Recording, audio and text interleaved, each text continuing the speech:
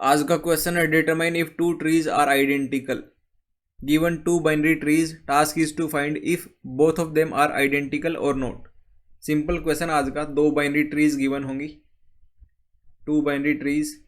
इन दोनों को बताना है कि ये दोनों आइडेंटिकल हैं या नहीं है। आइडेंटिकल मतलब कि एक exact copy of each other. यहाँ पे अपने पास मान लेते हैं दो बाइनरी ट्रीज हैं, एक ये है एक ये है। ये दोनों आइडेंटिकल तभी होंगी जब इनके एक पर्टिकुलर लेवल पे जो नोड्स हैं उनकी डेटा सेम हो। जैसे इस लेवल पे एक ही नोड है और दोनों की डेटा सेम है, दोनों में 1 1 है। अब अगले पे चलेंगे, यहाँ पे भी सेम है, दूसरा लेवल है। इसमें लेफ्ट में 2 है, राइट में 3 है। यहाँ भी लेफ्ट में 2 है, राइट में 3 है। यहाँ तक ठीक है। इसी तरह से अगले लेवल में देखेंगे, यहाँ पे 4 है, इसमें भी 4 है, ठीक है। यहाँ पे 5 है, यहाँ पे 6 है, तो ये आइडेंटिकल नहीं होंगी। अगर यहाँ पे 6 की जगह 5 होता और यहाँ पे इस 5 की जगह 6 होता तो ये दोनों आइडेंटिकल होते, क्योंकि इसमें यहाँ पे 6 तो इसमें भी यहाँ पे 6 होना चाहिए था, पर है 5। तो इसकी वजह से ये दोनों जो एग्जाम्पल लिए थे ये आपस में आइडेंटिकल नहीं है। इस वाले केस में यहाँ पे फॉल्स रिटर्न करना होगा। अगर यहाँ पे 5 होता और यहाँ पे 6 होता, उस वाले केस में इसका जो आंसर आता वो ट्रू आता। तो यहाँ से हम बोल सकते हैं कि दो बाइनरी ट्रीज आइडेंटिकल तभी होंगी जब एक उनमें से एक बाइनरी ट्री को अगर उठाते हैं तो दूसरी बाइनरी ट्री उसकी एग्जैक्ट कॉपी निकले। उसी केस में हम बोलेंगे कि वो दोनों बाइनरी ट्रीज आपस में आइडेंटिकल हैं, और उस वाले केस में रिटर्न करना होगा ट्रू को, एल्स रिटर्न करना होगा फॉल्स को। तो अब इसकी अप्रोच देख लेते हैं। इस प्रॉब्लम को हम दो डिफरेंट अप्रोच में सोल्व कर सकते हैं। पहली अप्रोच तो हमने देख ली कि लेवल ऑर्डर ट्रैवर्सल। उसमें क्या ब्रेथ में हम सर्च कर रहे थे। इसमें क्या कर रहे थे, पहले लेवल में गई, फिर दूसरे लेवल में चेक करा, फिर तीसरे लेवल में चेक करा, ऐसे लेवल वाइज ट्रैवर्स कर रहे थे। और दूसरी अप्रोच है कि हम डेप्थ में जाके सर्च कर सकते हैं। पहले डेप्थ में गए, हाइट में जाएंगे ट्री की, एक पर्टिकुलर हाइट में अगर वो हाइट सही होती है फिर दूसरी हाइट में जाएंगे, फिर तीसरी हाइट में, फिर चौथी, इस तरह से हम कंटिन्यू रहेंगे। तो इनमें इस वाली पहली अप्रोच में क्या होगा, जो टाइम कॉम्प्लेक्सिटी है वो रहेगी बिग ऑफ एन। मतलब हर एक नोड में तो ट्रैवर्स करना ही पड़ेगा, टाइम दोनों में सेम रहेगा। यहाँ भी टाइम बिग ऑफ एन रहेगा, time complexity big of N. पर जो स्पेस है उसका यहाँ पे थोड़ा सा चेंज आ जाएगा। इस वाले में स्पेस कॉम्प्लेक्सिटी रहेगी बिग ऑफ n/2, क्योंकि एक पर्टिकुलर लेवल में मैक्सिमम n/2 नोड्स को हम स्टोर करवा सकते हैं। क्योंकि अगर बाइनरी ट्री लेते हैं तो उसके वर्स्ट केस में जो एक पर्टिकुलर बाइनरी ट्री होता है उसके जो लीफ नोड्स होते हैं वो n/2 होते हैं। तो n/2 होंगे तो उन सबको स्टोर करवाना पड़ेगा। उसके लिए वर्स्ट केस में ब्रेथ फर्स्ट सर्च वाले एल्गोरिदम की जो टाइम स्पेस कॉम्प्लेक्सिटी होगी वो n/2 होगी, बिग ऑफ n/2। और इस वाले केस में क्या होगा, हम हाइट में ट्रैवर्स कर रहे हैं, तो जो भी मैक्सिमम हाइट का पाथ है उसको स्टोर करना पड़ेगा। तो यहाँ पे स्पेस कॉम्प्लेक्सिटी आएगी big of height, big of h। तो DFS वाली अप्रोच ज़्यादा ऑप्टिमाइज्ड है, तो इसको कर लेते हैं। DFS वाली डिस्कस कर लेते हैं, और जो BFS वाली है उसका मैं कोड लिंक में पेस्ट कर दूंगा, आप वहाँ से देख सकते हो। अगर इसमें कोई डाउट रहती है तो मैं उसको अलग से समझा दूंगा। तो जो ऑप्टिमाइज अप्रोच है उसको देख लेते हैं। तो यहाँ पे हमें दो बाइनरी ट्रीज गिवन होंगी, उनके रूट नोड है वो गिवन होगा। तो इसको DFS से अप्रोच करेंगे। अब सबसे पहले रूट नोड पे, इनको रूट नोड पे जो भी एलिमेंट पड़ा हो उसको आपस में चेक करा, दोनों सेम है तो लेफ्ट में चलेंगे। एक पर्टिकुलर डायरेक्शन में चल रहे हैं, या तो लेफ्ट में या तो राइट में। तो लेफ्ट में चलते हैं, इसके लेफ्ट में आए, इसके भी लेफ्ट में आए, दोनों सेम है। और लेफ्ट में आएंगे, इसके लेफ्ट में आए, इसके भी लेफ्ट में आए, दोनों में साथ साथ चलना है।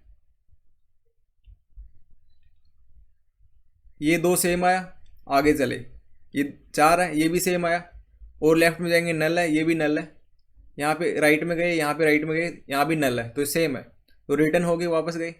अब 2 के लेफ्ट में जा चुके, 2 के राइट में जाएंगे, 2 के राइट में गए, 5 मिला, यहाँ भी 5 मिला, सेम आइडेंटिकल। अभी भी ट्रैवर्स करते रहेंगे। मतलब यहाँ पे क्या कर रहे हैं, हम पर्टिकुलर हाइट में चेक करवा रहे हैं। पहले इस हाइट में गए पूरी में, यहाँ कुछ नहीं मिला, फिर इस हाइट में गए, यहाँ भी आइडेंटिकल है, यहाँ भी, मतलब अभी तक सेम सेम आ रहे हैं। अब जो रूट नोड है इसके राइट में जाएंगे, राइट में गए 3, ये मैच कर रहा है। अब 3 के लेफ्ट में गए, लेफ्ट में 6 है, यहाँ भी 6 है, मैच कर रहा है। अब इसके राइट में गए, यहाँ 7 है, इसके राइट में गए, यहाँ 8 है, ये मैच नहीं कर रहा। इसका मतलब सारा ट्री, बाइनरी ट्री में सारे नोड्स मैच कर रहे हैं, एक नहीं कर रहा है। तो इन दोनों को हम आइडेंटिकल नहीं बोल सकते। क्योंकि ये दोनों एक दूसरे की एग्जैक्ट कॉपी नहीं है। जब ये वाला केस आता हो या फिर आइडेंटिकल नहीं होता हो, नॉट आइडेंटिकल, उस वाले केस में हमें फॉल्स को रिटर्न करवाना होता है। तो इस वाले एग्जाम्पल में फॉल्स रिटर्न होगा।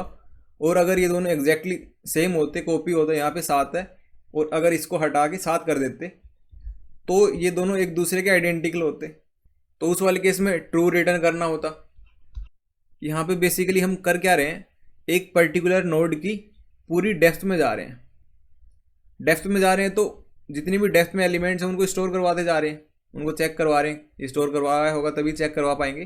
तो ये जो डेप्थ है, इसीलिए इसकी जो स्पेस कॉम्प्लेक्सिटी थी वो बिग ऑफ डेप्थ थी। डेप्थ यहाँ पे हाइट होती है बाइनरी ट्री की, और जो हाइट होती है वो log ऑफ n होती है, log ऑफ n। और यहाँ पे n है वो टोटल नंबर ऑफ नोड्स हैं, और log ऑफ n होता है वो छोटा होता है n/2 से।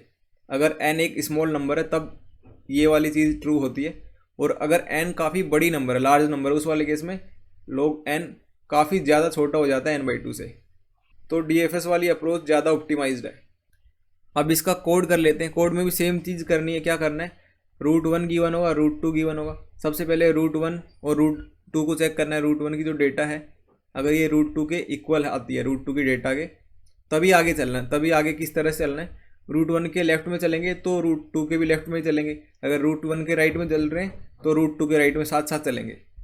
√1 की लेफ्ट वाली को √2 की लेफ्ट वाली से मैच करवाएंगे, और √1 की राइट वाली को √2 की राइट वाली से मैच करवाएंगे। अगर ये मैच हो जाती है उस वाले केस में रिटर्न होगा ट्रू। अगर पूरे बाइनरी ट्री में ये मैच होती जाती हैं, आइडेंटिकल होती हैं, एल्स जो भी केस आएगा उस वाले केस में फॉल्स रिटर्न होगा। इसका कोड कर लेते हैं, काफ़ी सिंपल है। बेस कंडीशन इफ़ अगर √1 नल है एंड साथ में जो √2 है वो भी नल है, दोनों नल हैं, उस वाले केस में रिटर्न ट्रू। अगर कोई सा एक नल है और एक नल नहीं है, इसको ऐसे लिखेंगे, √1 नल है या फिर √2 नल है, उस वाले केस में रिटर्न करना होगा फॉल्स को। नेक्स्ट, इफ़ जो √1 है उसकी डेटा अगर इक्वल नहीं है √2 की डेटा के साथ, तो भी रिटर्न करना होगा फॉल्स को।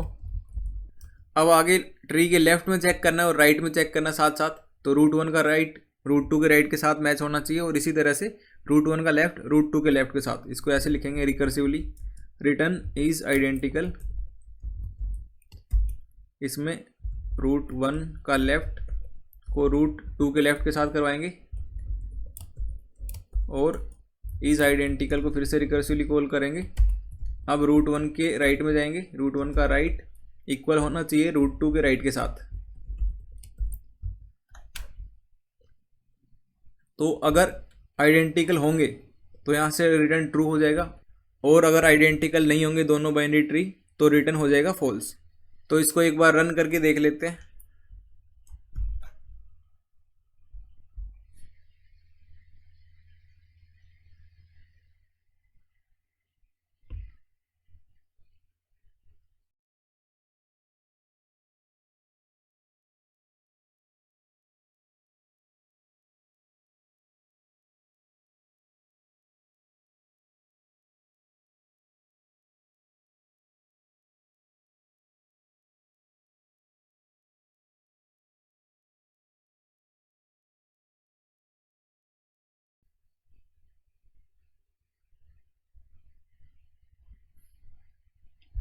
तो ये आज का POTD problem of the day. I hope समझ आ गया होगा। अगर फिर भी कुछ डाउट रहती है तो आप कमेंट सेक्शन में पूछ सकते हो।